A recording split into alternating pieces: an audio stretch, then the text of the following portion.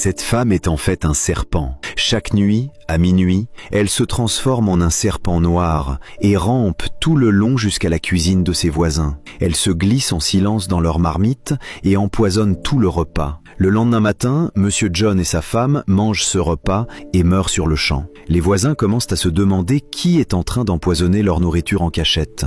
Personne ne sait que celle qui fait toutes ces choses incroyables, c'est justement Jenny. Mais le plus choquant, c'est ceci. Janet ne peut qu'à minuit pile se transformer en serpent. Et elle doit, avant 6 heures du matin, redevenir humaine, sinon elle restera pour toujours un serpent. Son mari l'a épousée dans un village, puis l'a emmenée vivre en ville. Elle est d'une beauté incroyable. Son mari n'aurait jamais pu imaginer, même en rêve, qu'il avait épousé une sorcière. Aucun homme ne peut passer près d'elle sans se retourner pour regarder encore sa beauté. Mais tous les hommes qui sont fascinés par elle, qui l'admirent, finissent par payer un lourd prix et tombent dans son piège mortel. L'un de leurs voisins, Monsieur John, est le seul homme qui se fiche complètement de la beauté de Janet. John aime profondément sa propre femme. Dans son cœur, la plus importante, c'est son épouse, et non Jenny. C'est justement pour cela que Jenny passe à l'action et tue Monsieur John et sa femme. Cette nuit-là, à minuit, Janet se transforme comme d'habitude en serpent.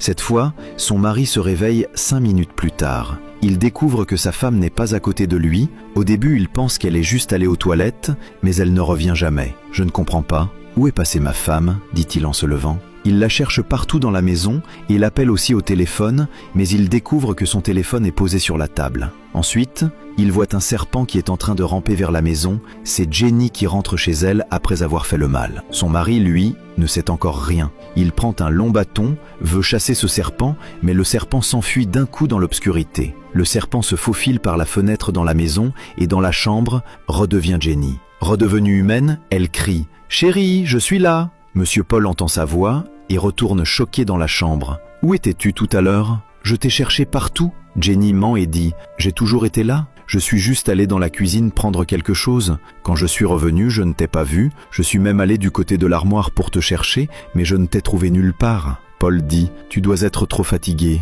Allons dormir. » Elle fait comme si rien ne s'était passé, parce que si son mari tout à l'heure avait vraiment utilisé ce bâton pour tuer le serpent, elle ne serait peut-être plus en vie aujourd'hui. Le lendemain matin, les gens découvrent qu'un autre voisin est mort. La police vient enquêter mais ne trouve aucun indice. C'est déjà le 2e voisin à mourir de façon mystérieuse. L'histoire n'est pas terminée. N'oubliez pas de vous abonner pour ne pas rater la suite de l'histoire.